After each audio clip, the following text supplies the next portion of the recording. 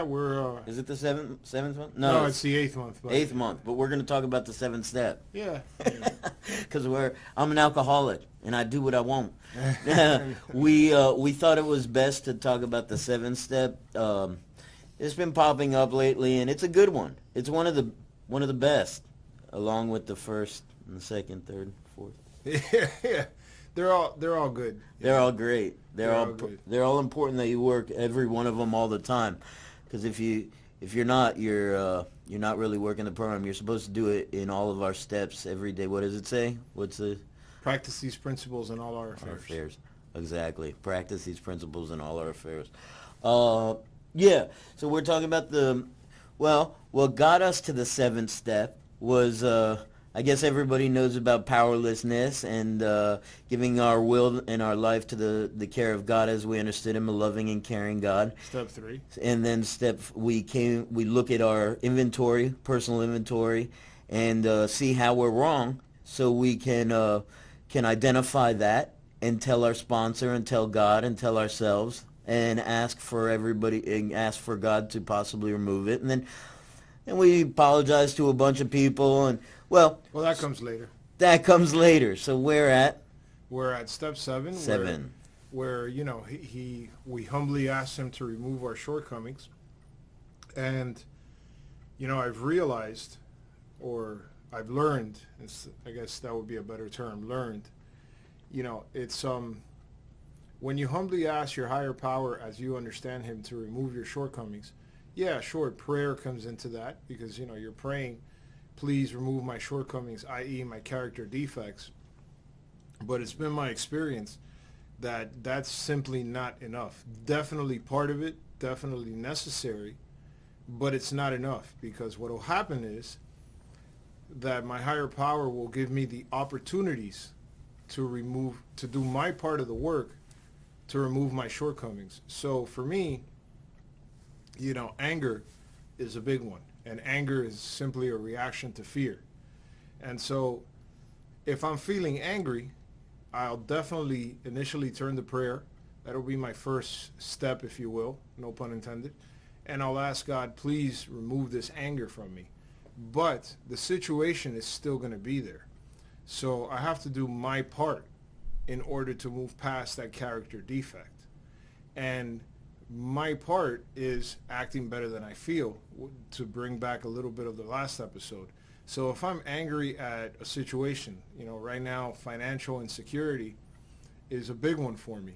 I think we should update the name of this blog to Act Better Than You Feel.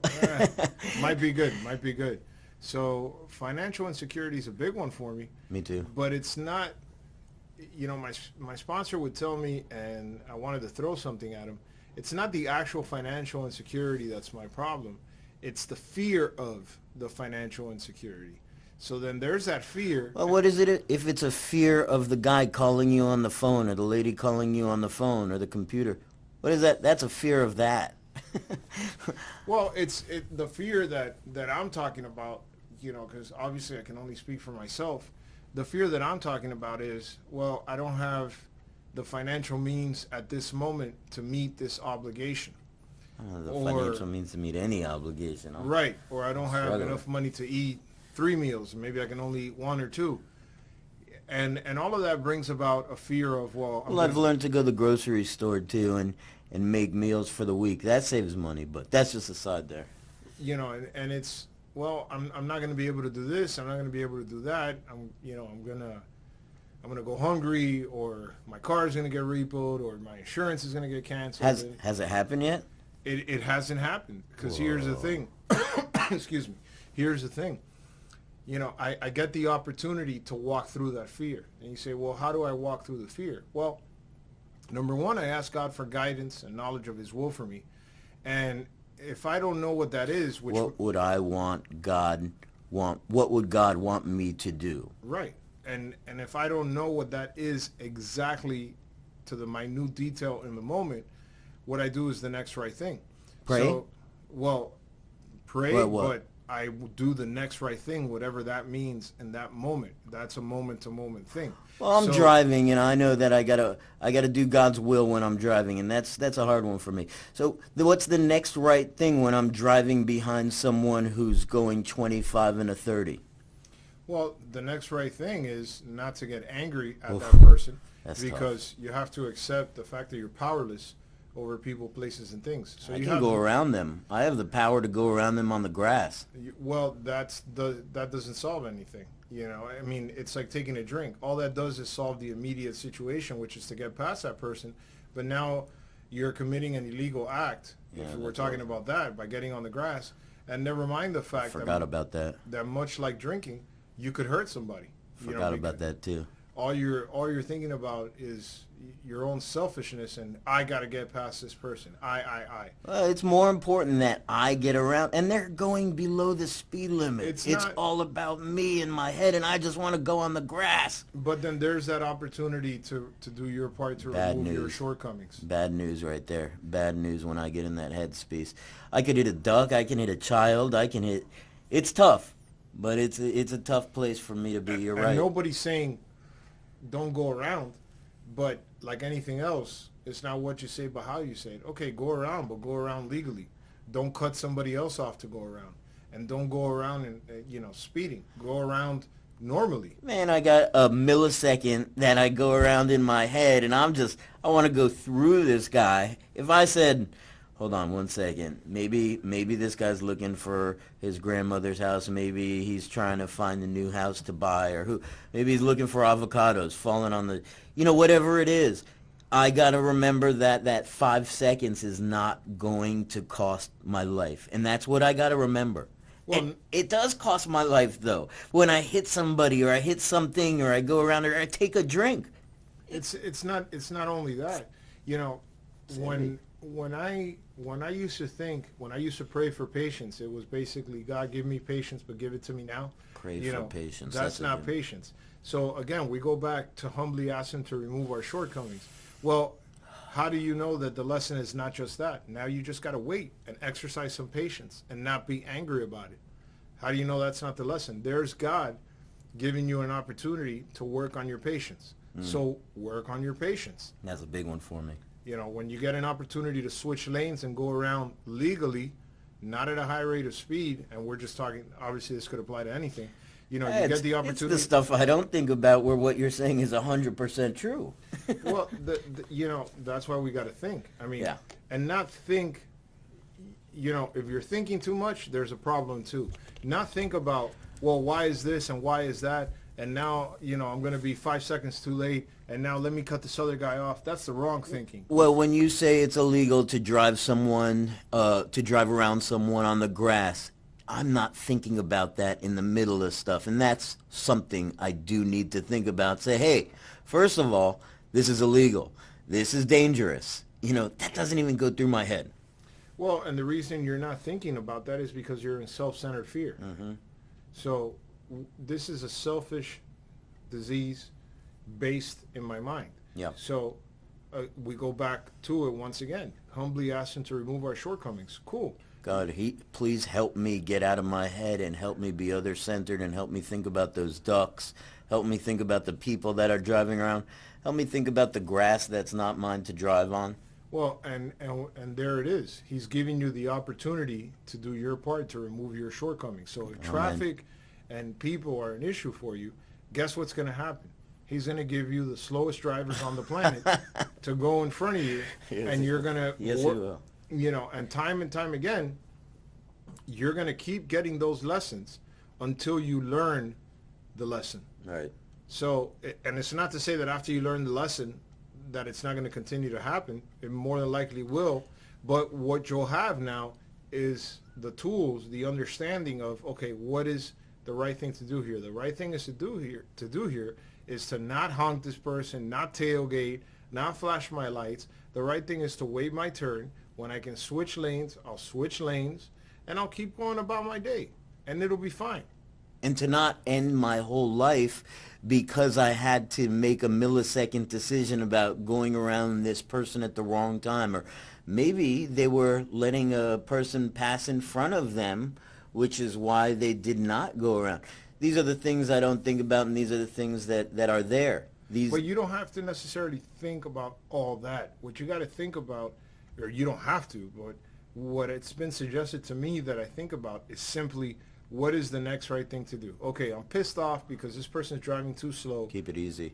So the next right thing to do is to not get angry, to calm down. If I'm angry, act better than I feel, wait my turn, switch lanes properly, and keep going about my day. And it might be fear. It might be fear. No, it is fear. There you go. It's, it's ultimately fear of losing something you already have or not getting something that you believe you want. I like that. So when we go back now to the financial insecurity, because I know that's a big one for a lot of people, of course, it causes you to feel a certain way. How you feel is fine. There's nothing wrong with how you feel, no matter how you feel. But acting on those feelings could be the difference between getting yourself in the wrong space, where eventually, if you do that enough times and you're not working your program, then you'll work the steps in reverse. You'll get far enough behind step one where there's going to be a drink waiting for you. Yep. So if the financial insecurity is an issue for me, what can I do? Okay, all I can do is do my part. And if all I have is the opportunity to, say, drive rideshare until I find a stable job, then I drive rideshare to the best of my ability for the amount of time that I'm going to drive it. I take what I can get. It's been my experience that it always works out. How? Sometimes people help me. Sometimes things get postponed. But it always works out. And it never works out the way that I think that it's supposed to. I need to focus on today. That's it. If you're depressed, you're living in the past. If you're anxious, you're living in the future. So it's best to stay present. Wait, what is that? If I'm say it again? Excuse me. If I'm depressed, I'm living in the past. And if I'm anxious, I'm living in the future. Whoa. That's why it's best to stay present. And one day at a time is great, but sometimes it's an hour at a time. Sometimes it's a minute at a time. It just take it as it comes, because the lessons come in the adversity. The lessons don't come when things are easy. It's iron sharpens iron, one man sharpens another. So the lessons come in adversity, and that's how we learn. We have to take these adverse situations and know that they're here for our personal growth. If I didn't have that situation, I wouldn't be able to grow. That's right. That's right. And it's not to say that everything has to be doom and gloom, because it doesn't. But, sometimes it is. Well, sometimes it's either bad or worse. And if it's bad, be grateful for bad, because it could be worse. And for me, it's definitely been worse. It could be worse. Somehow, to the moment, it always works out. And it doesn't always work out anywhere near how I think it should, but it works out. And the only reason that I'm able to stay, for the most part, in a positive headspace and deal with things as they come is because I use the tools that have been laid out before me. Yeah. That's right. Steps, program, meetings, friends. I'm thinking about the stuff that if I drink, it doesn't help. That's something that does not help for sure. Whereas if I use the steps, if I use these tools, if I call a friend or talk about it, or meditate and pray, or do service, or self-awareness, where I'm thinking about myself, but I'm also trying to do service. It's important to remember that for people like us, our way has gotten us at best to the point where we walk into a recovery program. Our way has gotten us not very far. It doesn't work out because we don't know any better. So it's best to come in here, use the tools as they have been taught to us, take the suggestions that our sponsor, spiritual advisor, whatever you want to call it, gives us, and trust a higher power for the outcome. See, it's hard to accept, but the truth is, nobody has control over outcomes. Nobody. All anybody has any control over is their own behavior. And humans also don't understand outcomes. There could be an outcome that happens 5 years down the road, and that's not something that you're thinking about at that moment. If I'm having trouble driving and I hit something that's not supposed to, I hit a tree that's been there for 10 years, that tree could have a real big purpose. Or there's so many different things that I'm just not thinking about that I cannot. I am only a human. That's exactly right. And there's a higher power dictating the way things go. The higher power is the one that knows what's in. Yeah.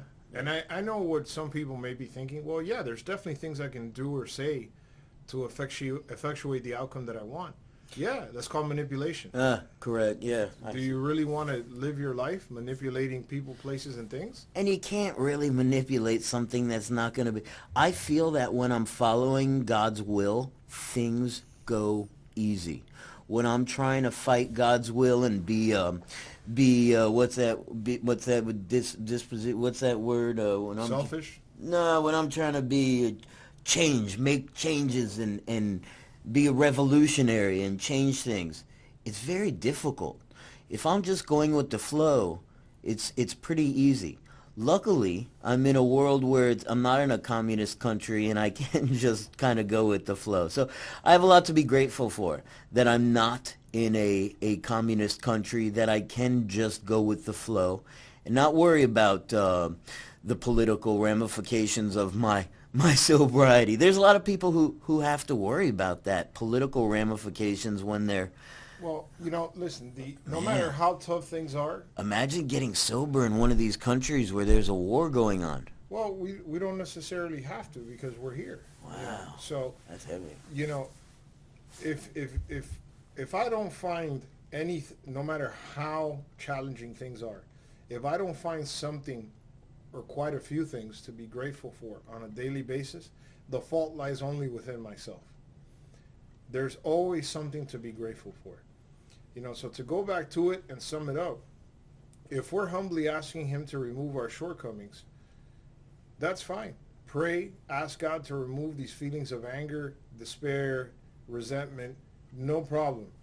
But what's going to happen is that these situations are going to continue to come up. No matter what they're going to where we can choose, because it is a choice, to get angry, resentful, or desperate. And so we have to take those situations as the opportunity to work past them and not act on our character defects and say, okay, if I'm angry, then let me act better than I feel and not be angry. If I'm desperate, let me not be desperate. If I'm fearful, let me have faith. But how do I know what my defects are, though? Well, that's where step 4 is important. And step 6 and 5, 6, and 7, they're all important. But in step 4, we sit down and we do a fearless and searching moral inventory of ourselves, where we look at fears, resentments, sex conduct, and then we look at the most important part, and that's our role. And once we've outlined those things and we discuss them with another human being in step 5, then we go to step 6. Where it says we're entirely ready to have God remove these defects of character. Step 4 helps us figure out what's what our wrong. Character defects are. Step 5 is to kind of identify it. No, and talk about it. And then step 6, okay, now notice step 6 is, it says we're ready. We're not, I mean, it's an action step, but we're not taking the action yet to remove them. We're ready to have these defects of character removed. And then we move on to step 7, where it says humbly ask him to remove our shortcomings. Now again, 6 is also an action step, so is 4 and 5. But now we're into the actual action, not to use a play on words, where we are doing our part to remove our character defects. These situations are going to come up, and we have to take them as opportunities to work past our character defects. And at the end of the day, all this comes down to is selfishness and fear. So if I'm in fear, I need to have faith. The only way I have faith is by walking through fear. It's kind of like surgery. Like, you are now ready. The bleeding has stopped. You are now ready to proceed. It's kind of like, I guess it seems like it's pretty important to say that. Do not proceed until the bleeding has stopped. Because it's like, if I'm trying to do that and I made a list and I made direct amends if I was entirely ready to have God remove, I'm entirely ready to have him remove all these defects of character. What if I didn't admit if I didn't admit all my defects to Well- myself, how can they be removed? So that's kind of like where I can't be bleeding and actually have, and that takes it a little bit too much, where it's just like, hey, don't drink and do the right thing. But at the same time, I like to think, I like to ask questions, and maybe It's I best- shouldn't think so much. That's the thing. Don't think so much, and do the program as suggested, right? So, to sum it up, step 7, humbly ask Him to remove our shortcomings. Pray for guidance. Pray for the willingness. Very important. Pray for the willingness to accept things exactly as they are, and then take the action. So, I'm in fear of financial insecurity, or I have financial insecurity, and that brings about a certain amount of fear. Okay, fine, no problem. Now that I have that fear, I can't just act on that fear. Oh, higher power, please take away my fear of financial insecurity. And then I got to walk through that fear. So all I can do to walk Go through that do fear the work. is Do go the out, job. do my best, and then every day when the day ends, we'll get ready to do it again the next day. So, and we're just talking about financial insecurity. So the fear comes, I don't know how I'm going to do this, I don't know how I'm going to do that. Okay, I'm going to do my absolute best today, because that's the only day that matters. So I'm doing my absolute best, and the results are going to be what the results are going to be. And somehow, it's always going to work out. Maybe not necessarily the way we thought, but it's going to work out the way that it is supposed to. The way it's supposed to. And I don't then- even understand that. And then pray for the willingness to accept that. And the way that it's supposed to is just that. It's the way that it's supposed to be. It's the way that a higher power ordained it to be. And if I'm not okay with that, then the fact lies, then the problem lies, like always, within me. So that's where praying for the willingness to accept the will of a higher power comes into play. Because if I don't have enough money to meet an obligation, and I say, well, there's things I can do to make that money, maybe those things aren't the right thing to do. And the point of this is to do the right thing. Oh, wow, that's another one. To even, it might not be doing the right thing, even if I am taking some actions that might get me in hot water. It might not be That's right. in my higher power as well. I guess just pay attention to what my higher power wants at all times of 24/7, right? And absolutely. And if I don't know what the will, or if I don't perceive the will of my higher power in a certain situation, then I have a default. No. And the default Good is call. do the next right thing. Even if I don't know what the will of my higher power is to eliminate my financial insecurity, all I can do is the next right thing. What would my 90-year-old grandmother be proud of me for doing? That's what I think my higher power. It's like if my 90-year-old grandmother's in the car with me and she's on my shoulder, would she say it's okay to go around this person? Probably not. She's probably gonna die another death if she's focusing on the way that I drive at that time. But I ask God to remove that, and I come in here and I'm working a program and I'm not drinking, and I'm not going to drive like that, and I'm going to drive like I think my grandmother's on my shoulder watching me. Yeah, I mean, it comes to a point that not drinking is not enough. Definitely, like we've said many times before, definitely a prerequisite. But if I'm not using the tools, the spiritual kit of tools that this program lays at my feet, then all I'm doing is abstaining. And abstinence, again, is important. It's pointless. But I need no, it's important, It's but I need a sufficient substitute. And the sufficient substitute is the kit of spiritual tools that this program allows me to use, or if I allow myself to use them, then it'll give me what I want. And what I want, no matter what I think in the moment, what I really want is a reprieve. And as the program says, I get a daily reprieve based on the maintenance of my spiritual condition. So to sum it up for me, humbly ask Him to remove our shortcomings, pray for Him to remove our shortcomings, and then accept the fact that I'm going to get the situations that I least likely want to deal with in order to work past my character defects. Simple. Oh, if I don't do that, I'm just going to keep on doing the same thing when I go to apologize to people next. I see what's going on here. So that about sums it up for me. Wow, that's a good one.